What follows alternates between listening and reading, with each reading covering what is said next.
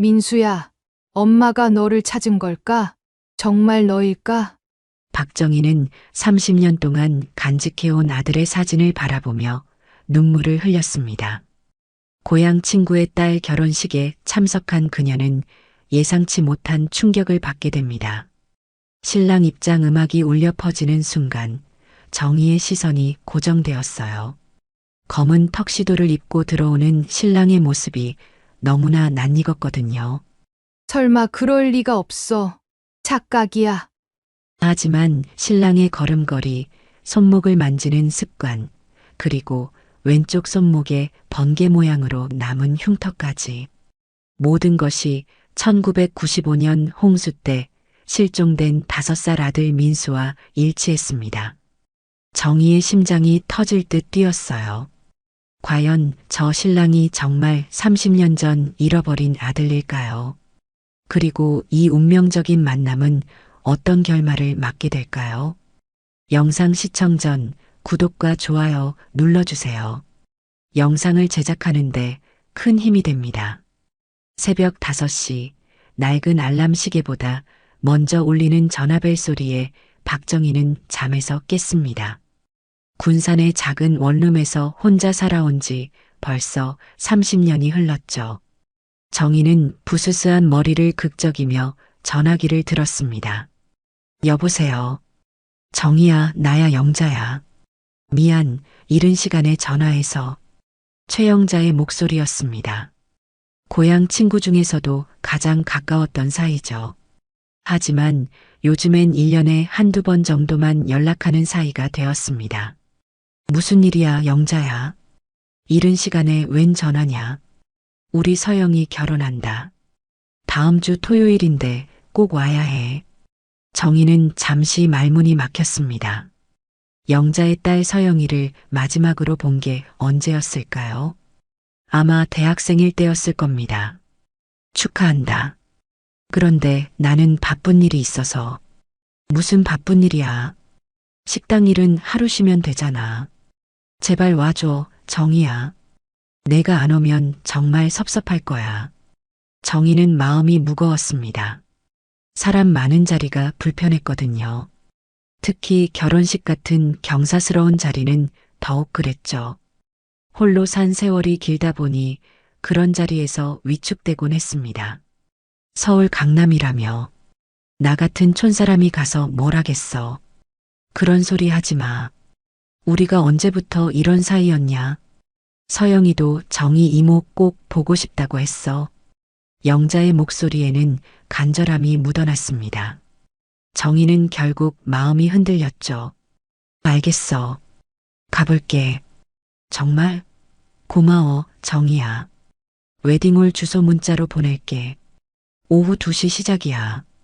전화를 끊고 나서 정희는 한참 동안 빈 벽을 바라봤습니다. 가슴 한편이 답답했어요. 이유를 알 수 없는 불안감이 스며들었습니다. 며칠 뒤 토요일 아침 정희는 옷장에서 가장 나은 옷을 꺼냈습니다. 10년도 더 된 검은색 트렌치 코트였죠. 거울 앞에서 몇 번이나 매만져봤지만 만족스럽지 않았습니다. 이런 걸 입고 강남에 가도 되나? 혼잣말을 중얼거리며 가방을 챙겼습니다. 작은 선물 상자도 넣었어요.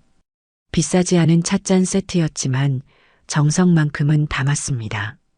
군산역에서 KTX를 타고 서울로 올라가는 길, 정희는 계속 마음이 편치 않았습니다. 창밖으로 지나가는 풍경을 보면서도 집중이 안 됐어요. 서울역에 도착해서 지하철을 갈아타며 강남으로 향했습니다. 사람들이 너무 많았어요. 모두들 바쁘게 걸어가는 모습이 낯설었습니다. 실례합니다. 강남 웨딩홀이 어디 있는지 아세요? 지나가던 젊은 남자에게 물어봤지만 고개만 저었습니다. 몇 명에게 더 물어본 끝에 겨우 길을 찾을 수 있었어요. 웨딩홀 앞에 도착했을 때 정희는 잠시 숨을 고르며 서 있었습니다. 건물이 너무 컸어요. 유리로 된 외벽에는 햇빛이 반사되어 눈이 부셨습니다. 와, 이런 곳에서 결혼식을 하는구나. 혼잣말을 하며 입구로 들어갔습니다. 로비에는 샹들리에가 화려하게 빛나고 있었어요. 정희는 주눅이 들었습니다. 어머, 정희야. 정말 왔네. 영자가 화려한 한복을 입고 다가왔습니다. 평소보다 훨씬 기품 있어 보였어요. 축하해, 영자야. 서영이 어디 있어? 안에 있어. 이따 신부 대기실에서 인사해. 그런데 정희야, 내가 이렇게 예쁘게 입고 오다니. 영자는 기뻐했지만 정희는 여전히 어색했습니다. 주변 사람들의 옷차림이 모두 화려해 보였거든요. 나만 촌스럽게 입은 것 같아. 무슨 소리야? 충분히 예뻐. 가서 자리부터 잡자. 웨딩홀 안으로 들어가니 더욱 압도적이었습니다. 천장이 높고 장식들이 반짝반짝 빛났어요. 하객들은 모두 정장을 차려입고 있었습니다. 정희는 영자가 안내해준 자리에 앉았습니다. 뒷자리 구석진 곳이었어요. 다행히 눈에 띄지 않는 곳이라 마음이 조금 편해졌습니다. 이쪽이 시골에서 온 친구들 자리야. 편하게 앉아. 영자가 소개해주자 몇몇 사람들이 인사를 건넸습니다. 하지만 정희는 여전히 어색했어요. 결혼식 시작 전까지 1시간 정도 기다리는 동안 정희는 주변을 둘러봤습니다. 하객들 대부분이 서울 사람들인 것 같았어요. 말투도 다르고 옷차림도 달랐습니다. 저분들 보세요. 시골 티가 확 나네요. 앞자리에 앉은 여자의 작은 목소리가 들렸습니다. 정희를 보고 하는 말인 것 같았어요. 얼굴이 화끈거렸지만 아무 말도 하지 않았습니다. 정희야, 물 좀 가져다 줄까? 영자가 걱정스러운 표정으로 물었습니다. 괜찮아. 신경 쓰지 마. 하지만 마음속으로는 빨리 집으로 돌아가고 싶었습니다. 이런 자리가 왜 이렇게 불편한지 모르겠어요. 드디어 오후 2시가 되자 웨딩홀 안이 조용해졌습니다. 사회자가 무대 위로 올라왔어요. 안녕하세요. 오늘 김서영 양과 이준호 군의 결혼식에 참석해 주신 모든 분들께 감사드립니다. 박수 소리가 울려 퍼졌습니다. 정희도 따라서 손뼉을 쳤어요.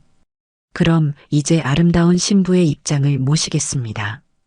음악이 흐르기 시작했습니다. 웨딩홀 뒤편 문이 열리더니 하얀 드레스를 입은 서영이가 나타났어요. 와, 정말 예쁘다. 정희는 감탄했습니다. 어릴 때 보던 서영이가 이렇게 아름다운 신부가 되다니요. 서영이는 천천히 버질로들을 걸어 나왔습니다.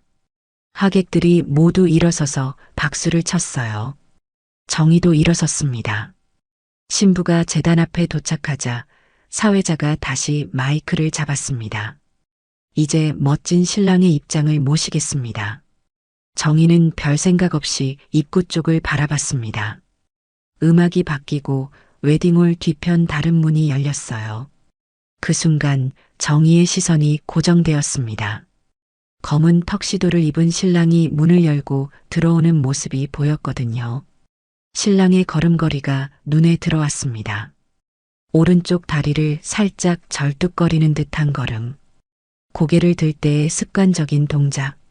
모든 것이 낯익었어요. 정희의 심장이 빨리 뛰기 시작했습니다. 손이 떨렸어요. 숨이 가빠졌습니다.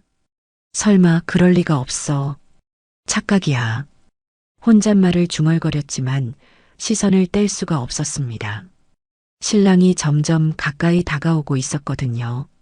신랑의 얼굴이 더 선명하게 보이기 시작했습니다. 이마의 생김새, 코의 모양, 입술의 두께까지 모든 것이 30년 전 기억과 겹쳤어요. 아니야, 이럴 수가 없어. 정희는 자리에서 일어났다가 다시 앉았습니다. 가슴이 터질 것 같았어요. 옆에 앉은 영자가 이상하다는 듯 쳐다봤습니다. 정희야, 괜찮아. 얼굴이 새하얗네. 괜찮아. 잠깐 어지러웠어. 하지만 정희의 시선은 여전히 신랑에게 고정되어 있었습니다. 신랑이 제단 앞에 서서 신부를 바라보는 모습이 보였어요. 그때 신랑이 손목을 만지는 작은 동작을 했습니다. 순간적인 동작이었지만 정희는 놓치지 않았어요. 손목에 뭔가 반짝이는 것이 보였습니다. 흉터인지 상처인지 명확하지는 않았지만 분명히 뭔가 있었어요. 정희는 눈을 감았습니다. 30년 전 그날이 떠올랐거든요. 5살 민수가 강물에 빠지기 전 마지막으로 본 모습이요. 손목에 차고 있던 작은 은팔찌, 그리고 그 옆에 있던 번개 모양의 작은 흉터. 결혼식이 본격적으로 시작되었습니다. 신랑과 신부가 제단 앞에 나란히 서 있는 모습을 보며 정희는 여전히 충격에서 벗어나지 못했어요. 손이 계속 떨렸습니다. 옆에 앉은 영자가 정희의 상태를 걱정스럽게 바라봤죠. 정희야, 정말 괜찮아. 얼굴이 너무 하얗잖아. 괜찮아, 영자야. 그냥 좀 어지러워서 그래. 정희는 애써 평정을 유지하려 했지만 쉽지 않았습니다. 신랑의 모든 움직임이 눈에 들어왔거든요. 목례하는 방식, 서 있는 자세, 심지어 머리를 긁는 작은 습관까지 모든 것이 30년 전 기억 속 아들과 일치했습니다. 앞자리에 앉은 여자들이 작은 소리로 수군거렸습니다. 저 아주머니 옷 좀 봐. 완전 촌스럽네. 결혼식장에 저런 옷을 입고 와.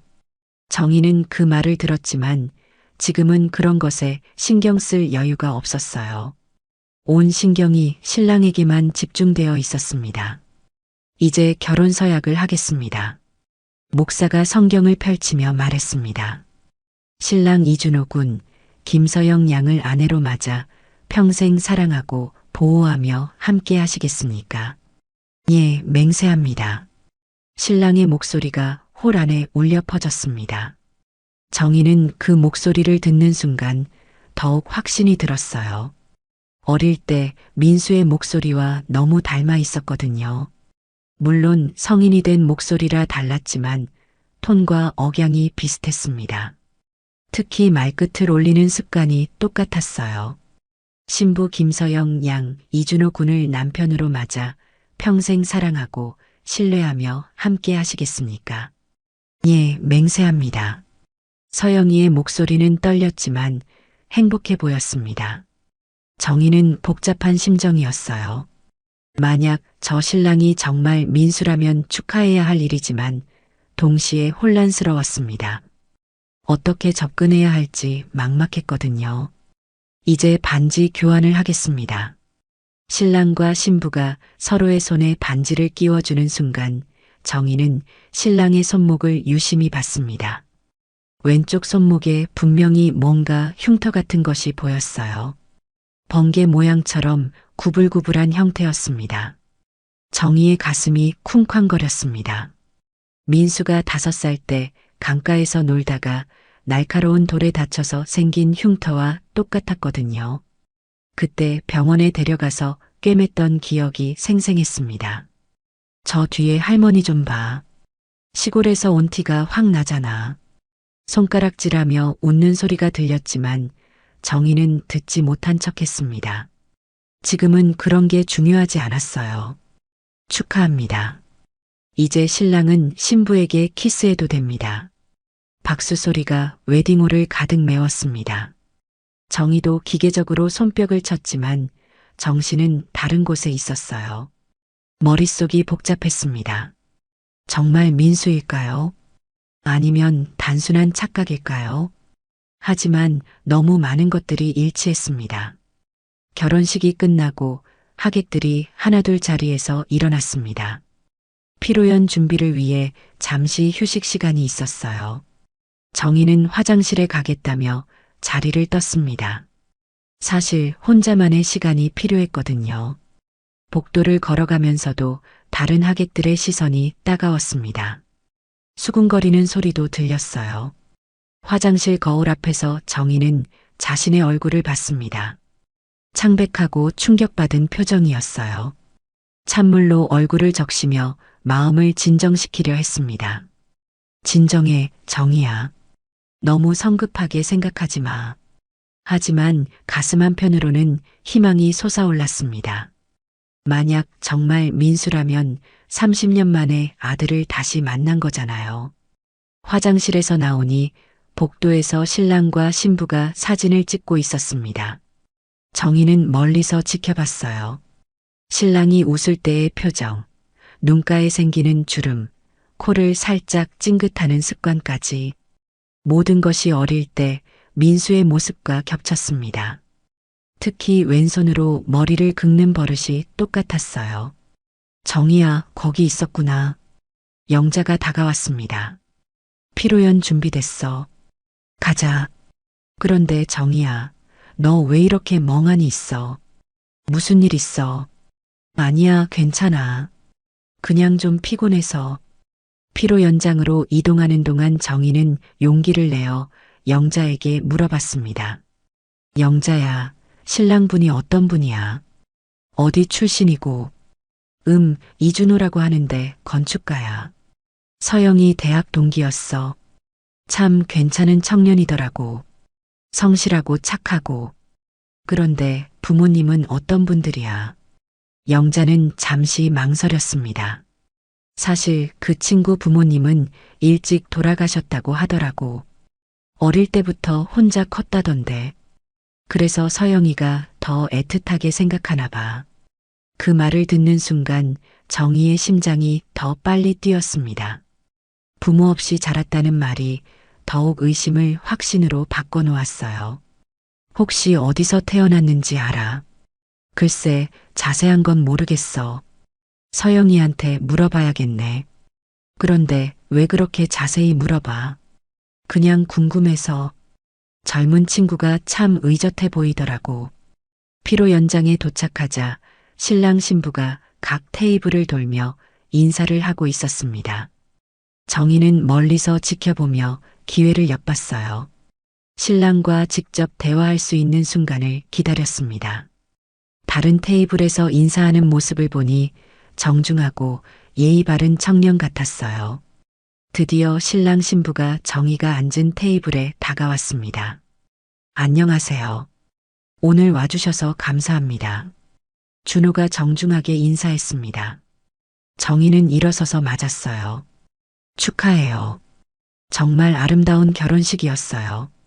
감사합니다. 먼 길 오셨다고 들었는데 고생 많으셨어요.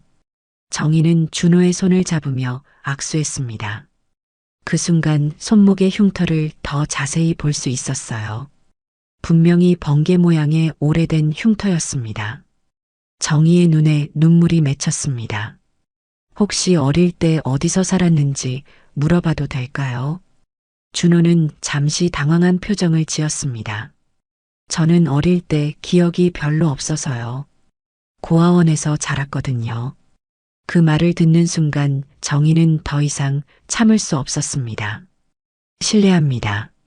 잠깐 화장실에 다녀올게요. 정희는 서둘러 자리를 떠났습니다. 복도로 나오자 눈물이 쏟아졌어요. 30년 동안 그리워했던 아들을 드디어 찾은 것 같았거든요. 하지만 동시에 어떻게 접근해야 할지 막막했습니다. 과연 준호에게 진실을 말해도 될까요? 아니면 더 확실한 증거를 찾아야 할까요? 정희는 결심했습니다. 더 자세히 알아봐야겠다고요. 그리고 확실해지면 그때 행동하기로 했습니다.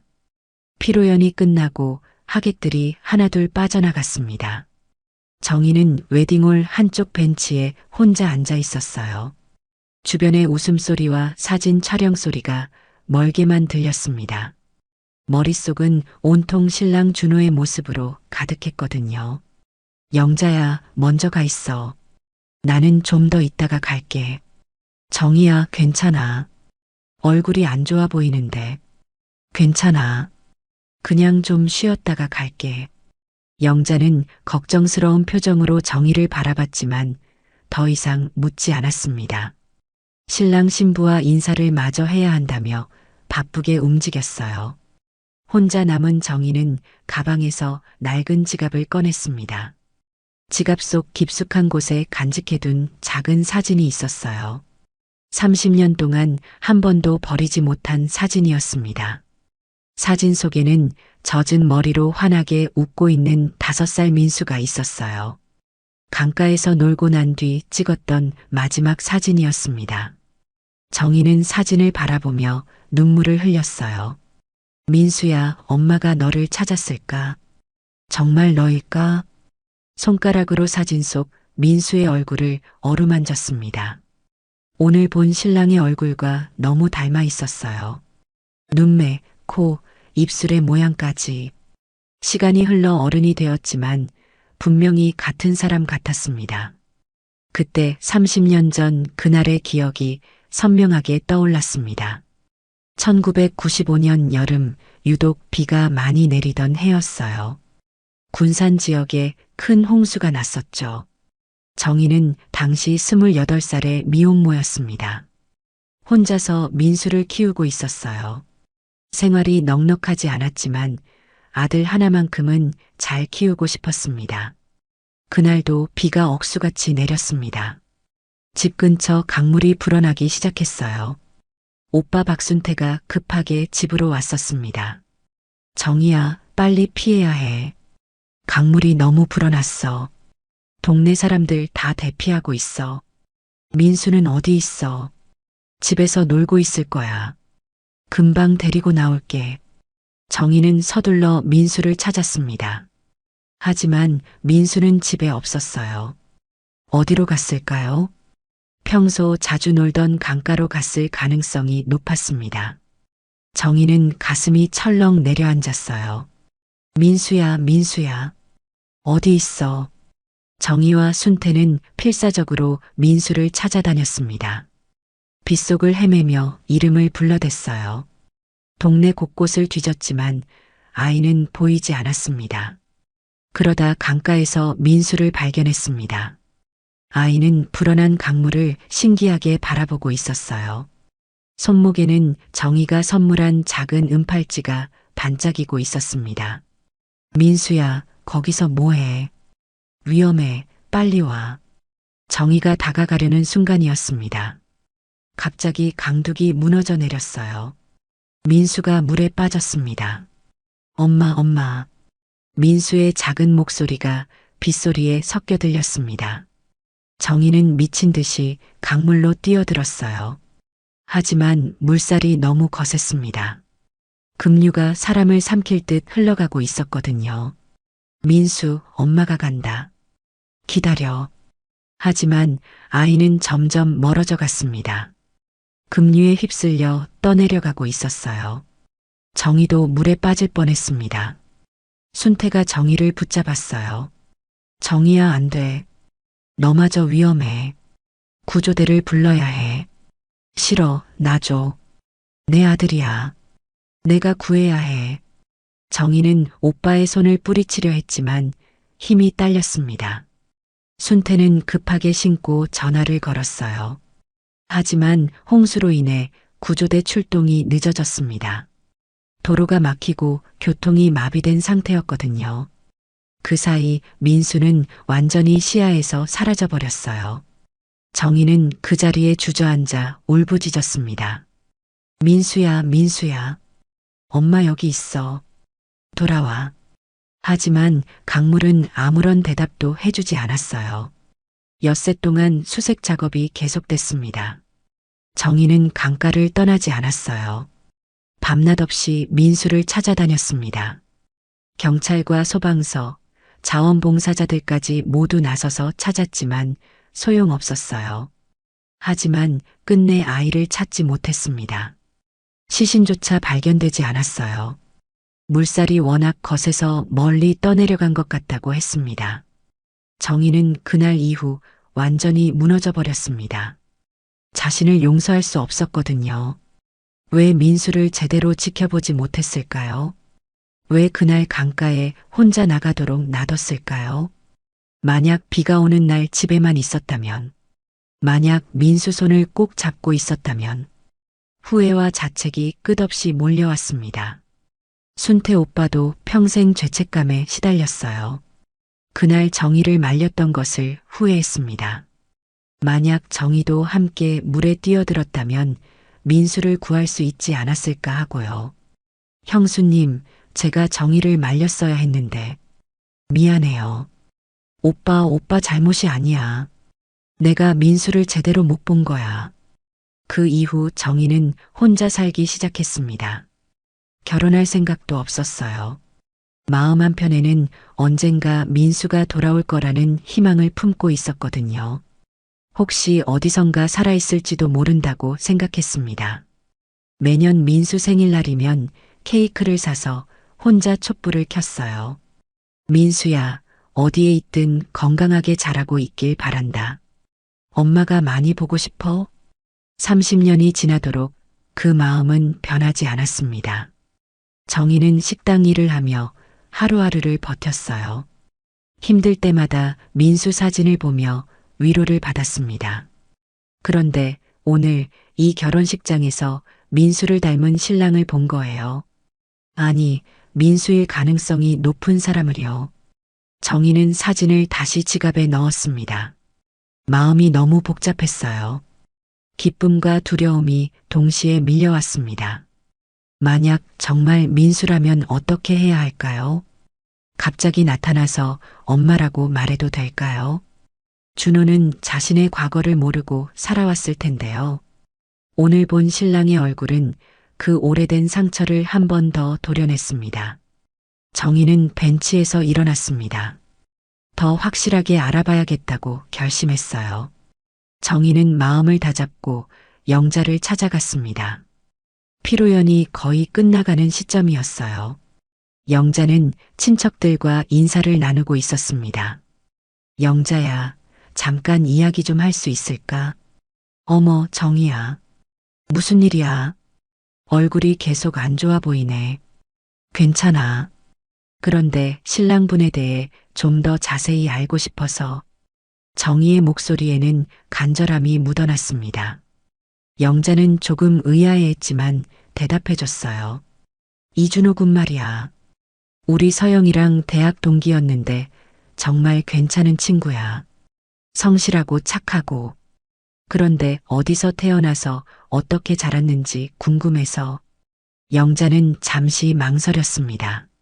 사실 그런 이야기는 서영이한테도 자세히 안 했다고 하더라고. 그 아이 어릴 때 고아원 출신이라던데. 부모님이 누군지도 모른다고 했어. 그 말을 듣는 순간 정희는 숨이 멎었습니다. 심장이 멈춘 것 같았어요. 손이 부들부들 떨렸습니다. 고아원이라고. 어느 고아원이야. 글쎄, 그건 자세히 안 들었어. 서영이가 물어봐도 잘 얘기 안 한다더라고. 아무래도 힘든 기억이겠지. 정희는 더 이상 질문할 수 없었습니다. 영자가 이상하게 생각할까봐 걱정됐거든요.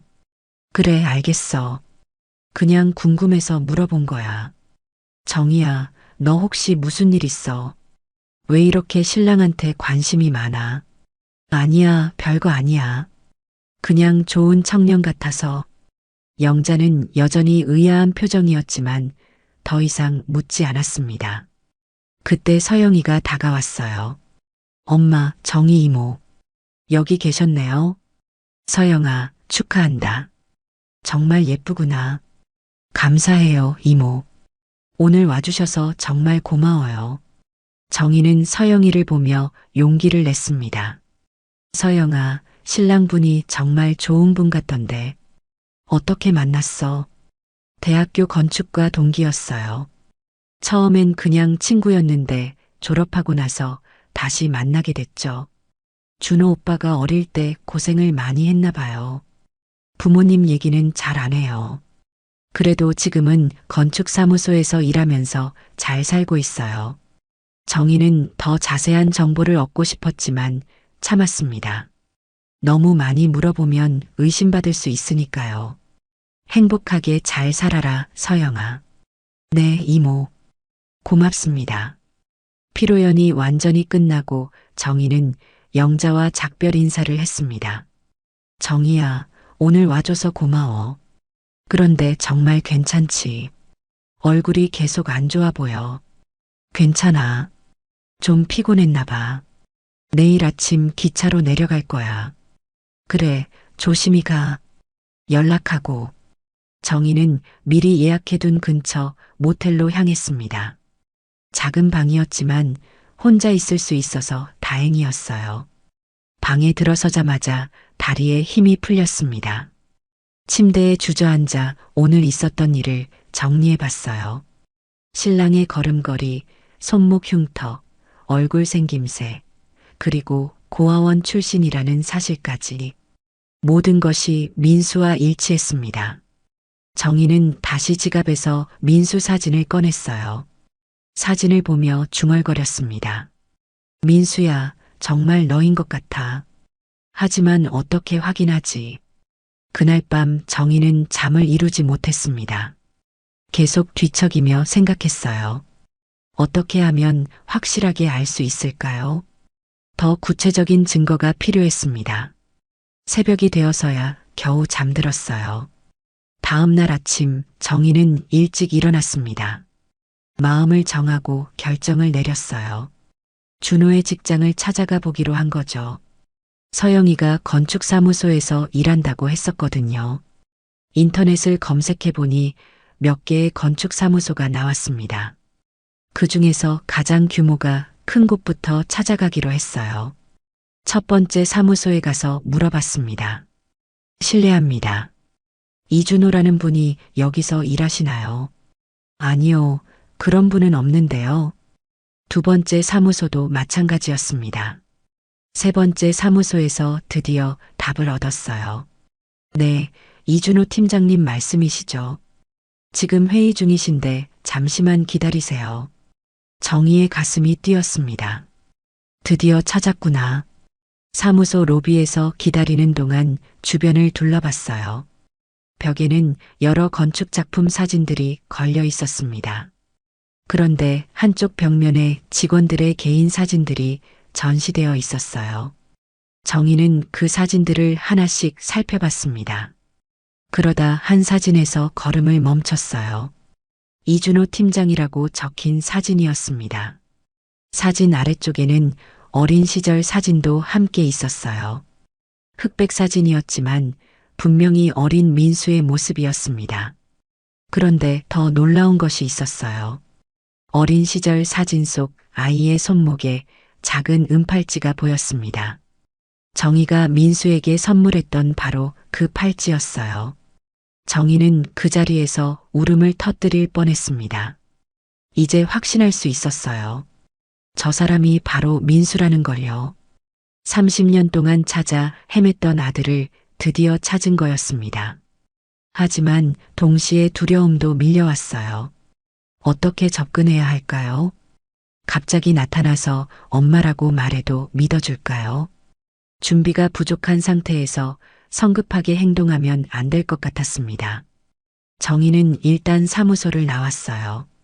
더 신중하게 계획을 세워야겠다고 생각했습니다. 근처 카페에 앉아서 앞으로 어떻게 할지 고민했어요. 확실한 증거는 찾았지만 이제 시작일 뿐이었습니다. 카페에서 1시간 정도 고민한 끝에 정희는 다시 건축사무소로 향했습니다. 이번에는 준비가 되어 있었어요. 마음을 단단히 먹고 들어갔습니다. 실례합니다. 아까 이준호 팀장님을 찾아왔었는데요. 아, 네. 잠시만요. 직원이 내선 전화를 걸었습니다. 팀장님, 방문객이 계세요. 잠시 후 복도 끝에서 준호가 나타났습니다. 정희는 그를 보는 순간 가슴이 벅차올랐어요. 가까이서 보니 더욱 확실했습니다. 안녕하세요. 혹시 어떤 일로 오셨나요?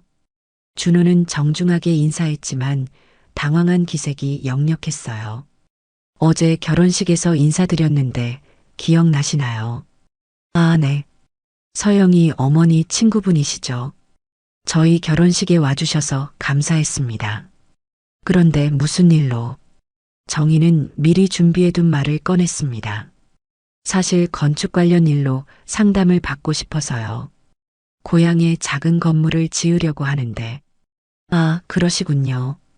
그럼 상담실로 모시겠습니다. 준호는 정희를 작은 회의실로 안내했습니다. 두 사람만 있는 공간이었어요. 정희는 긴장했지만 침착하려고 노력했습니다. 어떤 건물을 지으실 계획이신가요? 작은 식당 건물이요. 군산에 있는 땅에다가 준호는 메모지를 꺼내며 질문했습니다. 군산이라고 하셨나요? 네, 군산이에요. 혹시 군산 아세요? 준호의 표정이 미묘하게 변했습니다. 잘은 모르지만 한번 가본 적이 있는 것 같아요.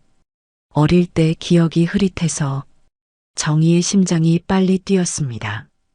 어릴 때 군산에 있었다는 말이 더욱 확신을 주었어요. 그럼 상담을 시작해 볼까요? 준비해 오신 자료가 있으신가요? 정희는 가방에서 아무 종이나 꺼냈습니다. 사실 건축 상담은 핑계였거든요.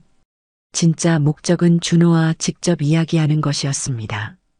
이 정도 크기면 얼마나 될까요? 글쎄요, 정확한 도면이 있어야 견적이 나올 텐데. 일단 현장을 봐야겠네요. 준호가 설명하는 동안 정희는 그의 모든 모습을 관찰했습니다. 말하는 습관, 손짓, 표정 변화까지 모든 것이 어릴 때 민수와 닮아 있었어요. 특히 집중할 때 이마를 찌푸리는 모습이 똑같았습니다. 그런데 실례지만 연세가 어떻게 되세요? 35살입니다. 1990년생이에요. 정희는 계산해 봤습니다. 민수가 1990년에 태어났다면 지금 35살이 맞았어요. 나이도 정확히 일치했습니다. 혹시 형제분들이 계세요? 아니요, 저는 외동이에요. 그리고 준호는 잠시 망설이더니 말을 이어갔습니다. 사실 저는 고아원에서 자랐어요. 친부모님이 누군지 모릅니다. 그 말을 듣는 순간 정희는 눈물이 쏟아질 뻔했습니다. 간신히 참으며 대답했어요. 그렇군요. 힘드셨겠어요. 지금은 괜찮아요. 좋은 양부모님을 만나서 잘 자랐거든요. 정희는 더 이상 참을 수 없었습니다. 진실을 확인하고 싶었어요. 혹시 악수 한번 해도 될까요? 상담 감사하다는 의미로. 준호는 약간 의아해했지만 손을 내밀었습니다. 물론이죠. 정희가 준호의 손을 잡는 순간 그의 손목을 자세히 볼 수 있었습니다. 왼쪽 손목에 번개 모양의 희미한 흉터가 선명하게 보였어요. 길이가 약 3cm 정도 되는 구불구불한 모양이었습니다. 정희는 그 흉터를 보는 순간 더 이상 의심할 여지가 없었어요. 민수가 5살 때 강가에서 다친 바로 그 자리였습니다. 당시 응급실에서 꿰맸던 상처 자국이 그대로 남아 있었거든요. 정희의 눈에서 눈물이 주르륵 흘러내렸습니다. 아, 죄송합니다. 괜찮으세요? 무슨 일이신가요? 준호는 당황해서 물었습니다. 갑자기 우는 정희를 이해할 수 없었거든요. 괜찮아요. 그냥 갑자기 감정이. 정희는 손수건으로 눈물을 닦았습니다. 마음속으로는 소리치고 싶었어요. 민수야, 엄마 여기 있어. 정말 너구나. 하지만 차마 그 말을 할 수는 없었습니다. 준호가 받아들일 수 있을지 확신이 서지 않았거든요. 혹시 그 흉터는 어떻게 생긴 건가요? 정희는 조심스럽게 물어봤습니다. 잘 기억이 안 나요. 어릴 때 다친 것 같은데. 양어머니께서 말씀하시길 제가 고아원에 왔을 때 이미 있었다고 하셨어요. 그 말을 듣는 순간 정희는 확신했습니다. 1995년 홍수 때 다친 그 상처가 맞다는 걸요. 민수가 강물에 빠지기 전에 다쳤던 바로 그 흉터였습니다. 정희는 마음을 진정시키려 애썼습니다. 지금 당장 모든 걸 말하면 준호가 혼란스러워할 거예요. 더 신중하게 접근해야 했습니다. 상담 감사합니다. 자료 더 정리해서 다시 연락드릴게요. 네, 언제든지 연락 주세요. 정희는 서둘러 사무소를 나왔습니다. 복도를 걸으면서도 눈물이 계속 흘렀어요. 30년 만에 아들을 찾았다는 기쁨과 동시에 어떻게 해야 할지 막막함이 밀려왔습니다. 엘리베이터를 기다리는 동안 준호가 뒤따라 나왔습니다. 실례합니다. 혹시 괜찮으신가요? 아까부터 많이 우셨는데. 괜찮아요. 개인적인 일로 감정이 복받쳐서. 정희는 애써 미소를 지었습니다. 그럼 조심히 가세요. 연락 기다리겠습니다. 준호는 여전히 걱정스러운 표정이었지만 더 이상 묻지 않았어요. 정희는 건물을 나와 한참을 걸었습니다. 마음이 너무 복잡했어요. 기쁨과 슬픔, 희망과 두려움이 뒤섞여 있었습니다. 이제 어떻게 해야 할까요? 준호에게 진실을 말해야 할까요? 아니면 더 시간을 두고 천천히 접근해야 할까요? 정희는 결정했습니다. 더 확실한 증거를 찾아보기로요. 그리고 준비가 완전히 끝나면 그때 모든 걸 말하기로 했습니다. 정희는 군산으로 돌아가는 기차 안에서 계속 생각에 잠겨 있었습니다. 준호가 민수라는 확신은 들었지만 더 확실한 증거가 필요했어요. 혼자만의 추측으로는 부족했습니다. 집에 도착한 정희는 곧바로 오빠 박순태에게 전화를 걸었어요. 오빠 나야. 지금 시간 있어. 정희야 무슨 일이야? 목소리가 이상하네. 오빠 혹시 민수 일로 뭔가 새로운 소식 없었어? 왜 갑자기 그런 말을 해? 무슨 일 있었어?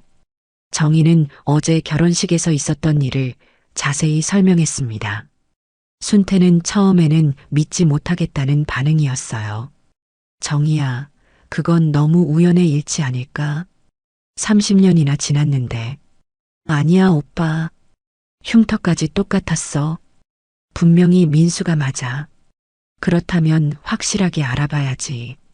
혼자 추측만 해서는 안 돼. 순태는 신중한 성격이었습니다. 감정보다는 현실적인 방법을 생각했어요. 우선 고아원 기록부터 찾아보자. 정희는 다음 날 일찍 일어나 군산시청으로 향했습니다. 1995년 홍수 당시 실종자 명단과 고아원 입소 기록을 확인해 보려고 했어요. 하지만 시청에서는 개인정보 보호를 이유로 쉽게 알려주지 않았습니다. 죄송합니다. 가족관계 증명이 없으면 자료 열람이 어렵습니다. 그럼 어떻게 해야 해요?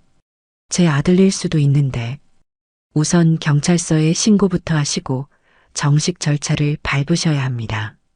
정희는 막막했습니다. 절차가 너무 복잡했어요. 그때 순태가 전화를 걸어왔습니다. 정희야, 내가 아는 사람이 사회복지과에서 일하는데 한번 물어볼게. 고마워, 오빠. 이틀 후 순태로부터 연락이 왔습니다. 정희야, 좋은 소식이 있어. 1995년 홍수 때 군산 지역에서 구조된 아이가 있었다는 거야. 정말? 어떤 아이야? 5살 남자아이였는데 의식불명 상태로 발견됐대. 부모를 찾지 못해서 결국 고아원으로 보내졌다고 해. 정희는 가슴이 뛰었습니다. 나이와 상황이 모두 일치했어요. 어느 고아원이야? 서울에 있는 사랑의 집이라는 곳이야. 지금은 문을 닫았지만 당시 기록은 남아있을 거야. 정희는 곧바로 서울로 올라갔습니다. 사랑의 집 고아원은 이미 폐원된 상태였지만 기록은 인근 사회복지관에서 보관하고 있었어요. 실례합니다. 1995년도 고아원 입소 기록을 볼 수 있을까요? 어떤 일로 그러세요? 제 아들을 찾고 있어요. 홍수 때 실종되었는데 여기로 왔을 가능성이 있어서요. 복지관 직원은 정희의 간절한 표정을 보고 마음이 움직인 것 같았어요. 잠시만 기다려보세요. 확인해 보겠습니다. 1시간 후 직원이 오래된 파일을 들고 나왔습니다. 1995년 7월에 입소한 아이가 있네요. 이름은 미상, 나이 추정 5살. 군산 홍수 지역에서 구조됐다고 되어 있어요. 정희는 숨을 멈췄습니다. 더 자세한 기록이 있나요? 의식을 잃은 상태로 병원에 실려왔다가 몸이 회복된 후 고아원으로 왔다고 되어 있네요.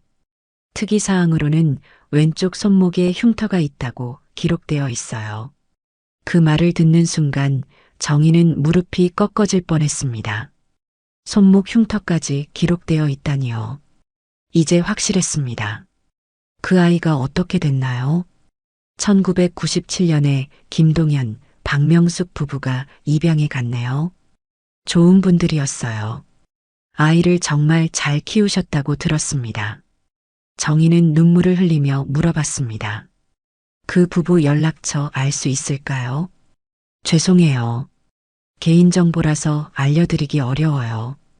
하지만 이준호라는 이름으로 키우셨다고 되어 있네요. 정희는 이제 의심할 여지가 없었습니다. 모든 조각이 맞아떨어졌어요. 고맙습니다. 정말 고맙습니다. 정희는 복지관을 나와 한참을 울었습니다.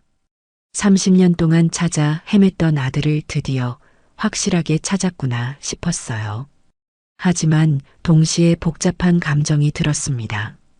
민수는 좋은 부모님을 만나 이준호라는 이름으로 잘 자란 것 같았거든요.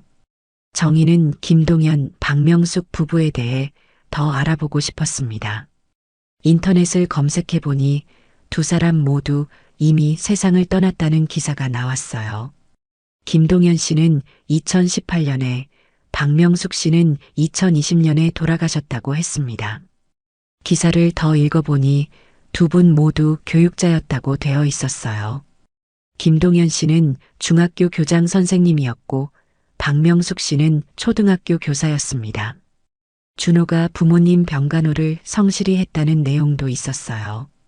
정희는 그 기사를 읽으며 복잡한 심정이었습니다.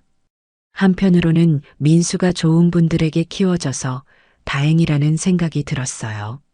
하지만 다른 한편으로는 자신이 키우지 못한 미안함과 서운함도 있었습니다. 내가 민수를 제대로 지켰다면 이런 일은 없었을 텐데. 하지만 동시에 하늘이 민수를 좋은 곳으로 보내주신 것 같기도 했어요. 교육자 부부가 정성껏 키워서 지금의 훌륭한 청년으로 만들어 주었으니까요. 정희는 이제 어떻게 해야 할지 고민되었습니다. 준호에게 진실을 말해야 할까요? 아니면 그냥 멀리서 지켜만 볼까요? 준호는 자신만의 인생을 살고 있었어요. 결혼도 했고 직장도 있었습니다. 갑자기 나타나서 생모라고 말하면 혼란스러워할 것 같았어요. 정희는 신중하게 결정해야겠다고 생각했습니다. 우선은 준호의 행복을 지켜보는 게 맞을 것 같았어요. 하지만 언젠가는 진실을 말해야 할 때가 올 거라고 믿었습니다. 일주일이 지난 후 정희는 중요한 결심을 했습니다. 더 이상 혼자 간직할 수 없었어요. 준호에게 진실을 말해야겠다고 마음먹었습니다. 마침 준호와 서영이 부부가 작은 피로연을 다시 연다는 소식을 영자로부터 들었어요. 신랑 쪽 친구들과 직장 동료들을 위한 자리였습니다. 정희는 영자에게 부탁했어요. 영자야, 그 피로연에 나도 갈 수 있을까? 어머, 정희야. 왜 또 오려고 해? 지난번에도 많이 힘들어했잖아. 아니야. 그냥 서영이 신혼 모습도 보고 싶고. 영자는 의아해했지만 승낙해줬습니다. 그래 와. 서영이도 좋아할 거야. 피로연은 작은 레스토랑에서 열렸습니다. 결혼식장보다는 훨씬 아담하고 따뜻한 분위기였어요. 정희는 일부러 늦게 도착했습니다. 사람들이 많을 때 들어가기 싫었거든요. 레스토랑에 들어서니 준호와 서영이가 테이블을 돌며 인사하고 있었습니다. 정희는 구석진 자리에 조용히 앉았어요. 가방 안에는 특별한 물건이 들어 있었습니다. 30년 동안 간직해온 민수의 은팔찌였어요. 홍수 때 떠내려간 줄 알았는데 며칠 후 강가에서 발견되어 경찰이 돌려준 것이었습니다. 정희는 그 팔찌를 30년 동안 간직해 왔어요. 언젠가 민수를 찾으면 돌려주려고 했거든요. 정희 이모 오셨네요. 서영이가 다가와 반갑게 인사했습니다. 어머, 서영아. 축하해. 신혼 기분이 어때? 너무 좋아요. 이모도 자리 불편하지 않으세요? 괜찮아. 그런데 신랑은 어디 있어? 저기 친구들이랑 이야기하고 있어요. 이따 인사드리러 오실 거예요. 정희는 멀리서 준호를 바라봤습니다. 동료들과 웃으며 이야기하는 모습이 보였어요. 행복해 보였습니다. 1시간 정도 지나자 피로연이 거의 마무리되고 있었습니다. 사람들이 하나둘 일어나기 시작했어요. 정희는 이제 행동할 때라고 생각했습니다. 준호가 잠시 혼자 있는 틈을 노려 다가갔어요. 준호 씨, 잠깐 이야기할 수 있을까요? 준호는 정희를 보고 약간 놀란 표정을 지었습니다. 아, 이모님. 오늘도 와주셔서 감사해요. 무슨 말씀이신가요? 정희는 떨리는 목소리로 말했습니다. 조용한 곳에서 잠깐만 이야기했으면 해요. 중요한 얘기가 있어서. 준호는 의아해했지만 정희를 레스토랑 뒤편 조용한 공간으로 안내했습니다. 두 사람만 있는 곳이었어요. 무슨 일이신가요? 혹시 불편한 일이라도 있으셨나요? 정희는 가방에서 은팔찌를 꺼냈습니다. 손이 심하게 떨렸어요. 목소리도 떨렸습니다.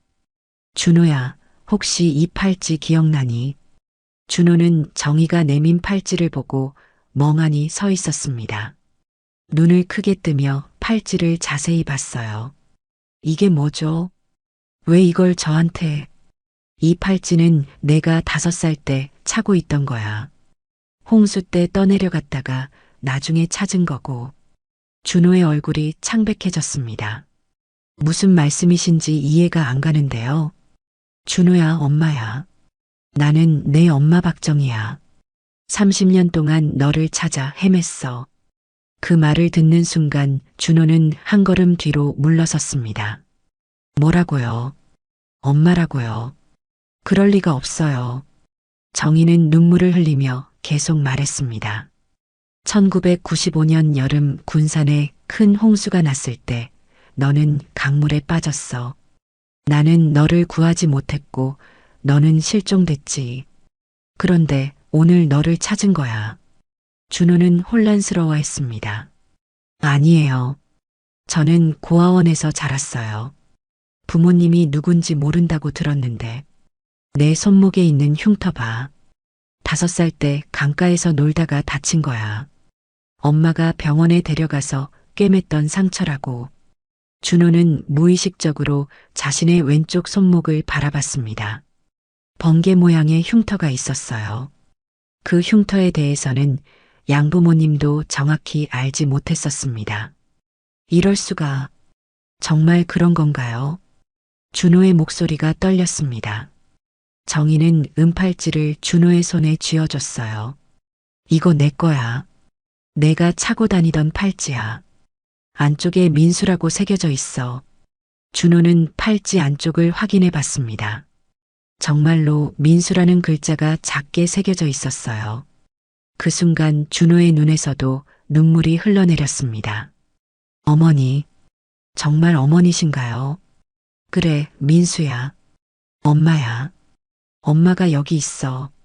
정희는 준호를 꼭 안아줬습니다. 30년 만에 아들을 품에 안는 순간이었어요. 두 사람 모두 울음을 터뜨렸습니다. 엄마, 정말 죄송해요. 기억하지 못해서. 아니야, 민수야. 내 잘못이 아니야. 너무 어렸으니까. 그때 준호와 정희 곁으로 서영이와 영자가 다가왔습니다. 무슨 일인지 궁금했던 거예요. 어머, 왜 우세요? 무슨 일이에요? 영자가 놀라며 물었습니다. 정희는 영자와 서영이에게 모든 상황을 설명했어요. 서영이는 처음에는 믿기지 않는다는 표정이었지만 곧 이해했습니다. 세상에 이런 일이 다 있네요. 정말 운명적인 만남이에요. 서영이는 정희를 보며 말했습니다. 어머님, 이제 정말 가족이 되었네요. 저도 어머님이 생겨서 기뻐요. 정희는 서영이의 말에 더욱 눈물을 흘렸습니다. 고마워, 서영아. 내 아들 잘 부탁해. 피로 연장이 순식간에 눈물바다가 되었습니다. 다른 하객들도 이 감동적인 장면을 지켜보며 함께 울었어요. 30년 만의 모자 상봉이었습니다. 피로 연장의 감동적인 상봉 이후 정희는 서영이에게 다가갔습니다. 마음속 깊은 미안함을 전하고 싶었어요. 서영아, 정말 미안해. 내 결혼식을 이렇게 만들어서. 괜찮아요, 어머님. 오히려 더 의미 있는 결혼식이 된 것 같아요. 서영이는 진심 어린 미소를 지으며 정희를 바라봤습니다. 갑자기 나타나서 혼란스럽게 해서 죄송해. 아니에요. 이제 진짜 가족이 생겼잖아요. 저도 어머님이 계셔서 든든해요. 서영이는 정희를 꼭 안아줬습니다. 그 따뜻한 포옹에 정희는 또다시 눈물을 흘렸어요. 이런 며느리를 둔 것도 하늘의 선물 같았습니다. 고마워, 서영아. 앞으로 잘 부탁해. 영자도 친구 곁으로 다가와 정희의 손을 꼭 잡았습니다. 정희야, 정말 기적 같은 일이네. 하늘이 도와준 거야. 영자야, 고마워. 내가 초대해줘서 민수를 찾을 수 있었어. 피로 연장에 있던 모든 사람들이 이 감동적인 장면을 지켜봤습니다. 눈물을 흘리지 않는 사람이 없었어요. 30년 만의 모자 상봉이라는 기적 같은 일을 목격한 거였습니다. 준호는 정희 곁에서 여전히 믿기지 않는다는 표정이었어요. 어머니, 정말 꿈 같아요. 이런 일이 실제로 일어날 줄이야. 민수야, 아니 준호야. 엄마가 부르기 편한 대로 불러도 될까? 물론이에요.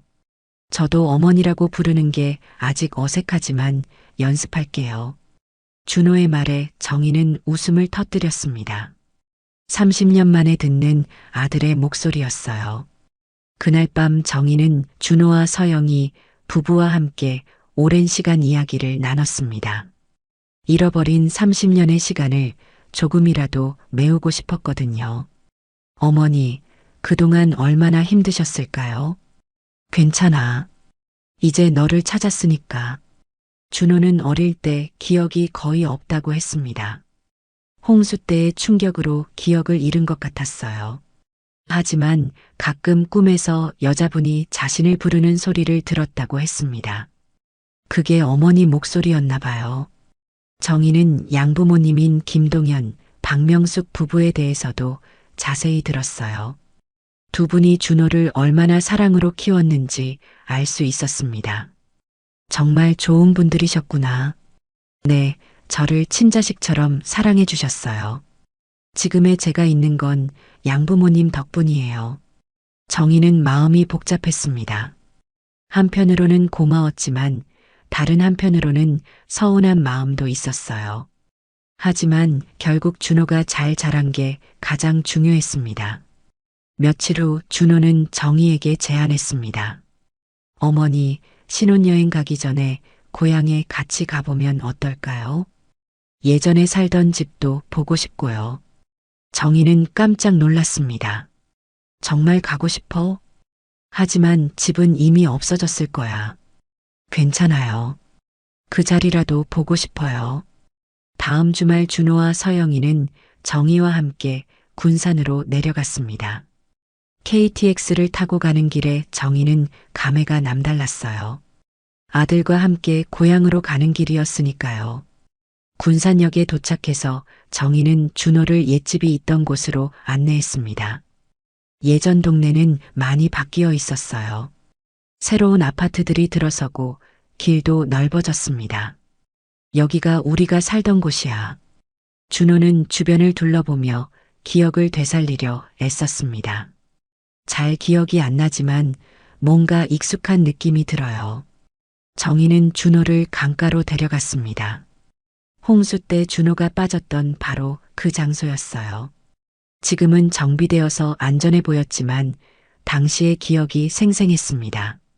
여기서 내가 물에 빠졌어. 엄마는 그때 정말 미칠 것 같았다. 준호는 강물을 바라보며 조용히 서 있었습니다. 서영이가 준호의 손을 꼭 잡아줬어요. 어머니, 이제 됐어요. 과거는 과거예요. 정희는 허공을 바라보며 조용히 속삭였습니다. 김동현 선생님, 박명숙 선생님, 정말 고맙습니다. 민수를 잘 키워주셔서, 그리고 하늘에 계신 분들께도 감사의 마음을 전했어요. 이제야 하늘이 나를 용서했구나. 30년 동안의 죄책감과 그리움이 마침내 해소되는 순간이었습니다. 준호가 정희의 어깨에 손을 올렸어요. 어머니, 이제 함께 새로운 시작을 해요. 정희는 고개를 끄덕였습니다. 그래, 이제 정말 새로운 시작이야. 강가에서 바라본 석양이 유난히 아름다웠습니다. 세 사람은 오랫동안 그 자리에 서서 함께 노을을 바라봤어요. 잃어버린 시간은 되돌릴 수 없지만 앞으로 함께할 시간은 무궁무진했습니다. 준호와 서영이는 신혼여행에서 돌아온 후 정희를 자주 찾아뵈기로 약속했어요. 정희도 서울에 자주 올라가서 새로운 가족과 시간을 보내기로 했습니다. 30년의 공백이 있었지만 이제 진짜 가족으로 다시 시작할 수 있게 되었어요. 운명의 결혼식이 새로운 인생의 출발점이 된 것입니다. 정희는 그날 밤 깊은 잠에 빠졌습니다. 30년 만에 처음으로 편안한 잠이었어요. 오늘 이야기가 좋으셨다면 구독과 댓글, 알람 설정 잊지 마시고 소중한 댓글 하나가 정말 큰 힘이 됩니다. 시청해 주셔서 진심으로 감사드립니다.